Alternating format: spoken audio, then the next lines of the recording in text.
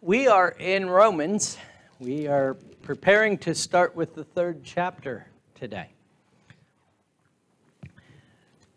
And what is Paul's premise, his thesis, his main point? What is Paul getting at? Why is he writing? He has a purpose. What is that purpose?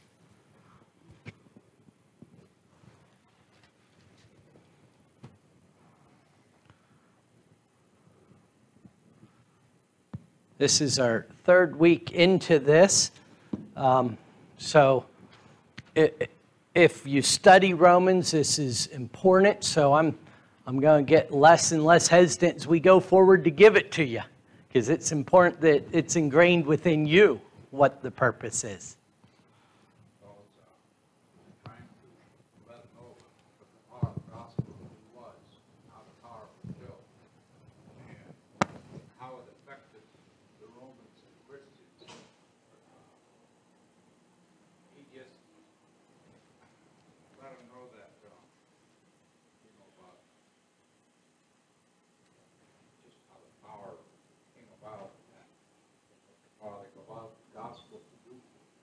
Okay, so Bob says he's writing about what the gospel really was and about the power of the gospel. And Bob is spot on. Highlight these verses. Make them stand out in your Bible one way or another, however you see fit to do that. Make sure that you draw attention every time you start into this book to chapter 1, verses 16 and 17. And really, that's what Bob was talking about. He didn't mention those verses, but this is the purpose of the book. And we will bring this up every week because we have to remember what point Paul is proving as he goes throughout this book to have any understanding, let alone a good understanding of this book. And of course, 16 and 17 says, "For I am not ashamed of the gospel of Christ, for it's the power of God unto salvation to everyone who believes, to the Jew first, and also to the Greek. For in it is the righteousness of God revealed from faith for faith, as it is written, the righteous shall live by faith." I've summarized this as I've seen it suggested by others, and I believe it's accurate that Paul's purpose in this book is justification by faith in the gospel. Justification by faith in the gospel is his purpose.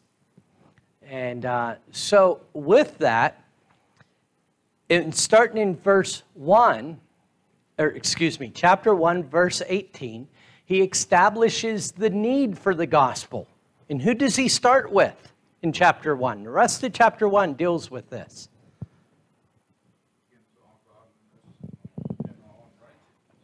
Those are the two sins that are displayed in the world, or types of sins that are displayed. Ungodliness and unrighteousness, right?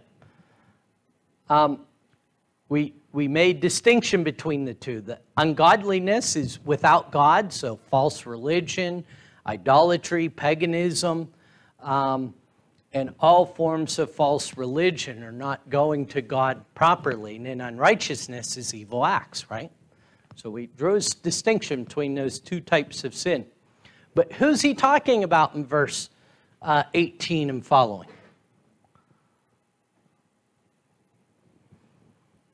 Who does he go on to describe? Ungodly and unrighteous people, absolutely. All right, what are the two groups of people we're dealing with? In the Gentiles. What are the two groups? Ernie brings up the Gentiles, who he's talking about, and the Jews, right? So Ernie's absolutely right. He goes on to talk about those who are without God. In fact, he says that God gave them up to a reprobate mind. He gave them over. He didn't bother trying to bring them about. He let them to their own devices. That is the Gentile world. Everyone who is not a Jew, right? Now, that has a relation to us today, right? I mentioned this a couple of times, that when churches get together and they start studying through the Bible, who do they like to talk about?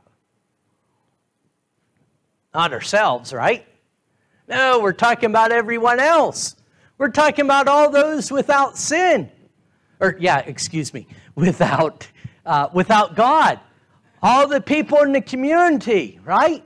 We like to talk about those people and how they're falling short of God. And so, just like so many churches do, you can imagine the Jews sitting or reading this letter saying, that's right, Paul, you tell them. You tell them, Paul. You got it. But then in chapter 2, he turns his attention to that other group, the Jews. And he says, oh, don't you think you are without excuse, for in teaching what they ought not to do, you do the very same things. And so the application for us is this.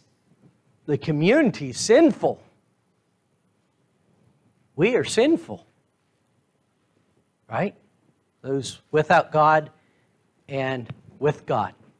Now, I'm making an application there that enables us to connect how Paul is addressing this. But don't confuse that with the primary context, that Paul starts with the Gentiles. His conclusion is they are sinful, and therefore, according to how he starts it, the wrath of God is to be revealed against heaven, or from heaven against them. Right? Chapter 2 then turned to the Jews and said, you know what? You had the commandments of God, and you are still not found righteous. Therefore, you, the Jews, are worthy of the wrath of God that's going to be revealed against heaven. Questions or comments on that? Let me pause and say good morning to those who are north. They are 5. Jackie, is that counting Jesus or not? Sometimes Jackie gives me her number. She includes Jesus in her counting. So that may be 5 count plus Jesus or 5 including Jesus. But it's great to have you guys with us there.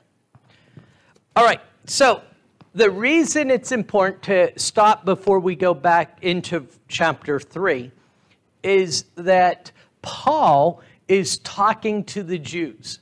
I don't know about you, but this chapter's been more confusing to me than it really needed to be at times, because I forget that Paul is making his point directly to the Jewish Christians, or to the Jews. And we're going to see some statements that are made that if we keep that in mind, it will help us out. Emma, what time did you get off the plane last night? 10 something? You weren't off at 10:30 yet because there was a medical emergency. So you had to sit there while it was all taken care of. Glad you made it back. Do you have a good trip? Good to hear. Good to hear. All right, we've got an answer from Jackie. It's 5 plus Jesus. So they have 6 with them worshiping this morning. So now Paul is going to continue his discussion to the Jews. Now, that will not end until verse 20 of this chapter. I've mentioned numerous times that sometimes these chapter breaks are very inconvenient. And this is a great example of that, because Paul is still talking to the Jews that they also are inexcusable before God. And that argument will continue through verse 20. Questions or comments? Well, then let's start in 1 through 4. Can I have a volunteer to read that for me?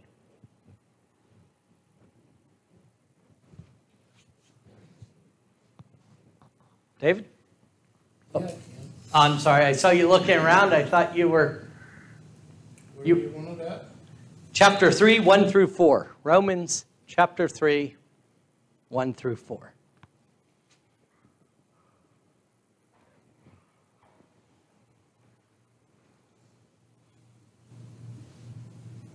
Then what advantage has the Jew, or what is the value of the circumcision? Much in every way to begin with. The Jews were entrusted with the oracles of God. What if some were unfaithful? Does their faithfulness nullify the faithfulness of God? By no means. Let God be true through everyone, though everyone were a liar, as it is written, that you may be justified in your words and prevail when you are judged. Thank you. David, I realize now what I did to you.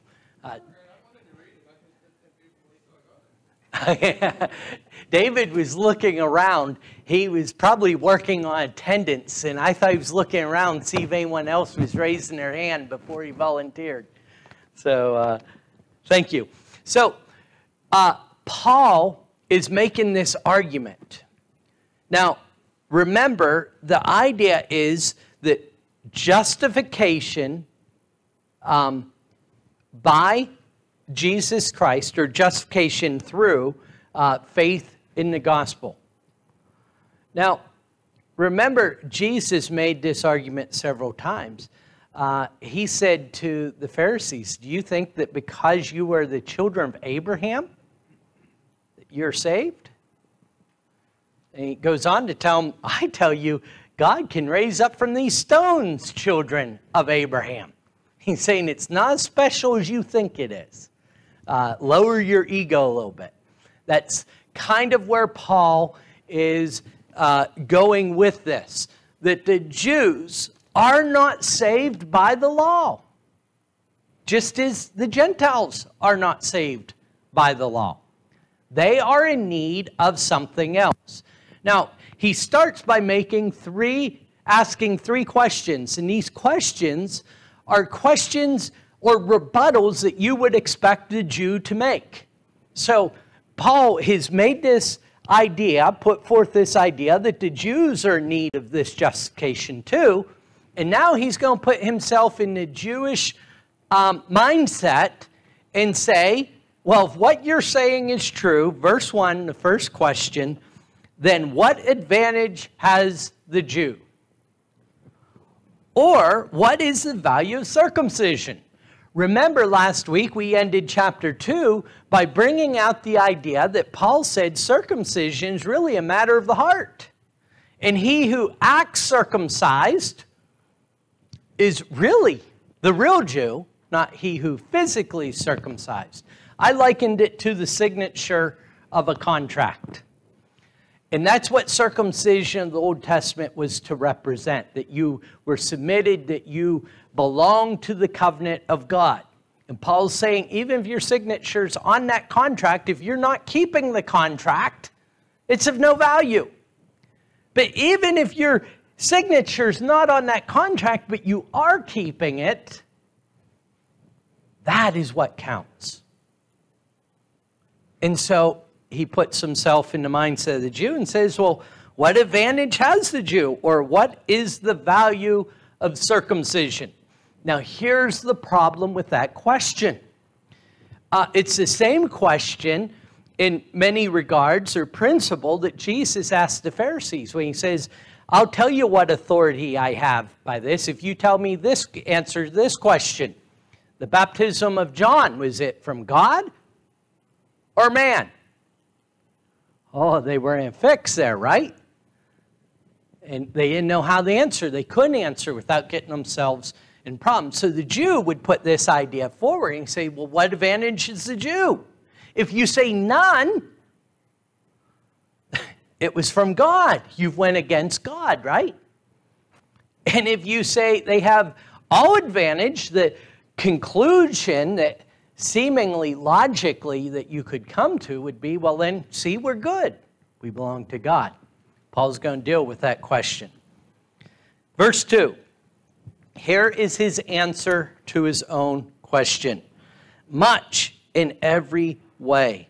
To begin with, the Jews were entrusted with the oracles of God. Now, Paul makes this simple answer. He says, in every way it was advantageous to the Jews to be a Jew. Now, while he says much in every way, he only lists one. Now, if you think about it, and I encourage you to do this, I think you could come up with a whole list. In fact, Paul mentions, I think it's in chapter 9, Paul continues to mention some. But you could come up with a list of advantages the Jews had, right? Paul's only going to mention one. They had the oracles of God.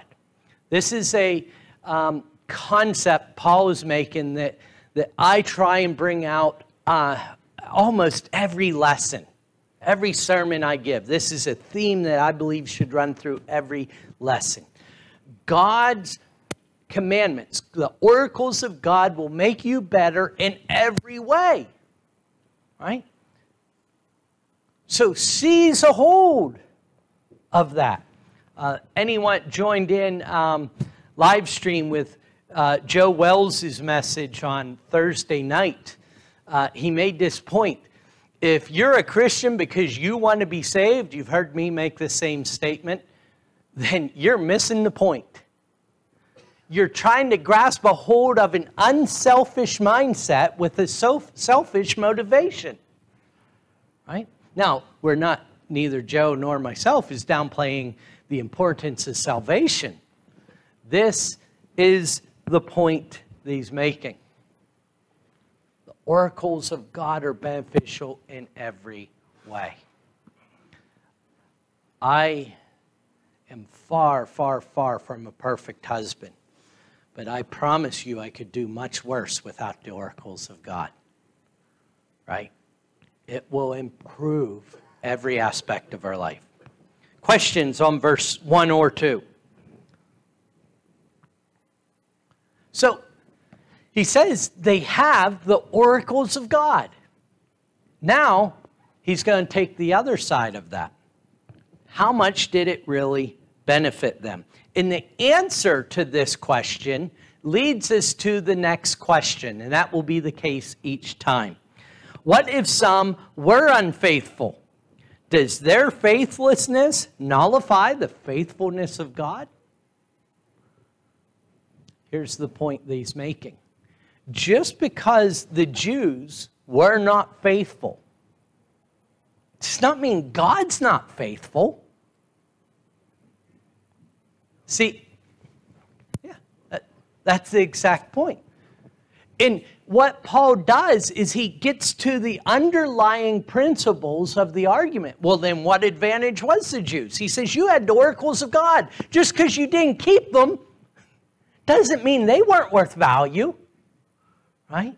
We gave Bibles away this week. I was actually shocked how many survived. I didn't count on many surviving. And a couple I saw even showed back up here this morning with a couple young ladies. But those kids opened those Bibles and read them all week. Kids that had no affiliation with any church, to the best of my knowledge. Now, some of them are just all but destroyed. They're dirty, they're in the wet, they're left, they're thrown, they're abused, right? Does that mean that what they were given is of no value? Absolutely not. That is the premise that Paul is putting forward. Just because the Jews weren't able to keep the oracles doesn't make God faithless. In fact, his argument going forward is it emphasizes the faithfulness of God. It creates a contrast. Questions or comments? So that led us in. Part of the answer is the next question. Does their faithfulness nullify the fullness of God? He's going to answer that now. By no means. Let God be true, though everyone were a liar, as it was written, that you may be justified in their words and prevail when you are judged. And we'll get to the context of the answer here in just a moment. But he answers, let God be true in every, I think we could insert, although I want to be clear about this, there's nothing in the original language to say Jew. But in the context, he's talking to the Jews. He's still addressing them directly. He's saying, let every Jew be a liar. Now, it applies to the Gentiles too. But that's not the point he's making. How many of you ever heard the phrase, 50,000 Elvis fans can't be wrong? Oh, man. A couple. I think this maybe you and I are the only two in here. I've used that numerous times as a joke. I heard it one time, and I thought it's hilarious that there's still 50,000 Elvis fans that are certain he's alive. You know, how could 50,000 Elvis fans be wrong? The question's been asked in what Paul is dealing with, how could 10 million Jews be wrong? Now, the application is much larger than the illustration I'm going to give. But think of the crucifixion of Jesus Christ. Jesus came as the very Son of God. The Jewish nation rejected him and had him crucified on the cross. Did that mean that he was not the Son of God? Absolutely not. Bear in mind, Paul is writing to the Jews, or about the Jews, but he's writing to Christians. The point would have just bloomed with them. Literally, what he said, by no means, let God be true, and though everyone were a liar, right? Even though the entire nation rejected God, he was still true. Right? Now, the end of verse 4 is important to understand, and especially because he's writing to the Jews. He's now going to go back to the Old Testament to prove his points. And I honestly, and maybe I'm the only one here that has done this, but for so much of my studying, I had trouble with the end of verse 4 because I thought this applied to me. That you may be justified in your words and prevail when you're judged.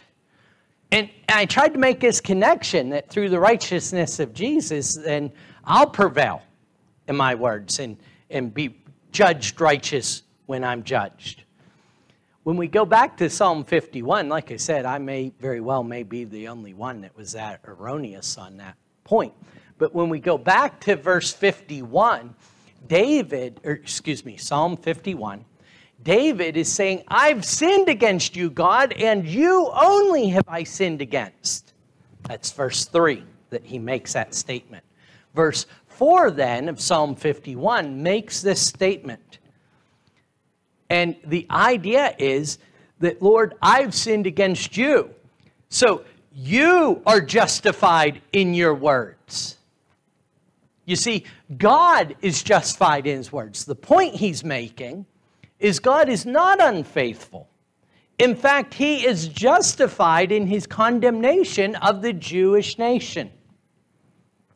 And by proxy, don't forget, we've already made the same case about the Gentile world. In the second, and prevail when you are judged. In other words, God has been proven right every time it's went to trial. Every time an accusation's been made against God, it's been used to show him to be the truthful one. That is the case being made. Questions or comments? There's a lot here because this is a complex argument that Paul is making to these individuals. So we'll read 5 through 8. Would someone read that for me? Romans 3, 5 through 8.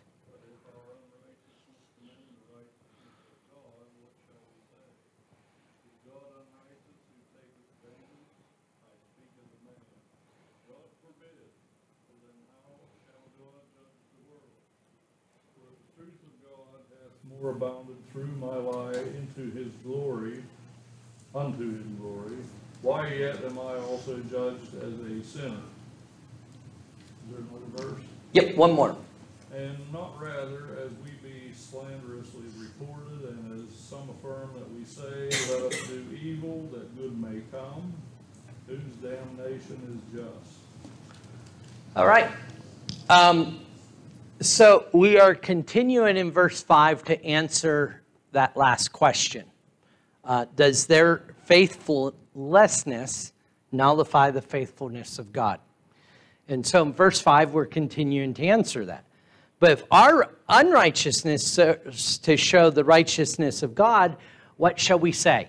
Now, verse 5 is essentially the argument I tried to put in our words.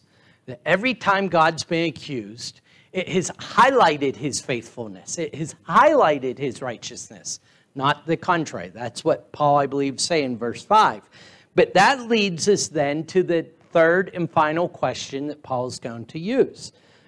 That God is unrighteous to inflict wrath on us?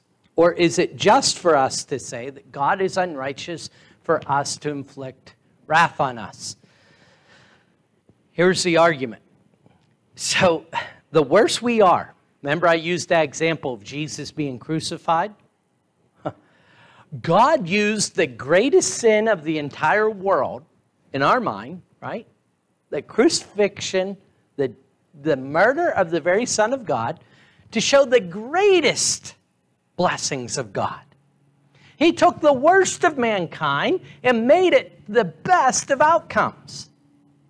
So then, if the more I lie, the better God looks, how can he condemn me for lying? That's the argument that's made. And on its surface, there seems to be a logical connection. I'm just helping God out, right? Now, I'm glad that Lee walked in here because Lee coaches some baseball. And the situation comes about sometimes when a player makes an error and yet the outcome ends up being really good. Would you agree with that, Lee? Someone makes a mistake, but the end result still works out really great for their team. Now, the logic that the Jew is using, or Paul is using to represent the Jew, is, well, go out there, so this would be the coach. Go out there and see if you can make an error. See if something good comes out of it. Paul says, no, or verse 6, I don't think it could get any stronger. By no means. In chapter 6, he's going to use a similar phrase. God forbid, right? No way. No way is his short answer. For then, how could God judge the world? Now, the reason he brings that up is the Jews were very ready to judge the Gentiles, weren't they? So he says, now listen, if you're going to use this logic, I understand where it's going to take you. But if through my lie God's truth abounds to his glory, why am I still being condemned as a sinner? I think here's an underlying argument that Paul's making.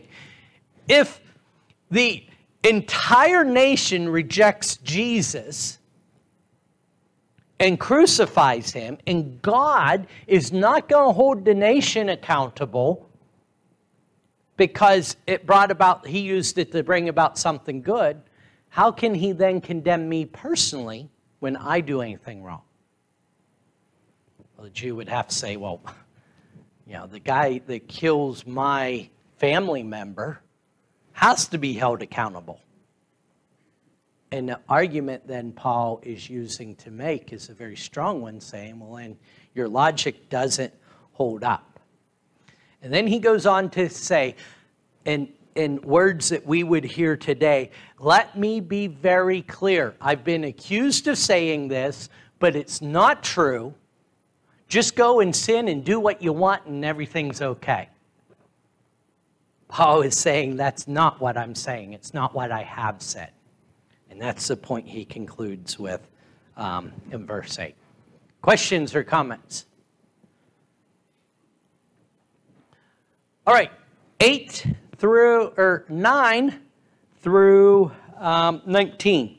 I'm going to start with, I'm going to break this up, so I'll read it myself. Verse 9. What then? Are we Jews any better off? No, not at all. For we have already charged that all, both Jews and Greeks, are under sin. I've heard this said about Paul many times. Even from people who teach the Bible. Paul contradicts himself so much in Scripture. Well, here's one of the examples that are brought up with this. Remember, he starts with the question, what's the advantage of the Jews? And his first answer is much in every way. Now he says, in verse 9, are we the Jews any better off? And his answer is what? No. Understand the context of the question. In verse 1, Paul's saying, was there any advantage to being a Jew? And he's saying, yes, you have the oracles of God. But he makes these arguments, and then he comes to the conclusion that so many are familiar with that he's going to sum up in verse 23, and he's going to say, no.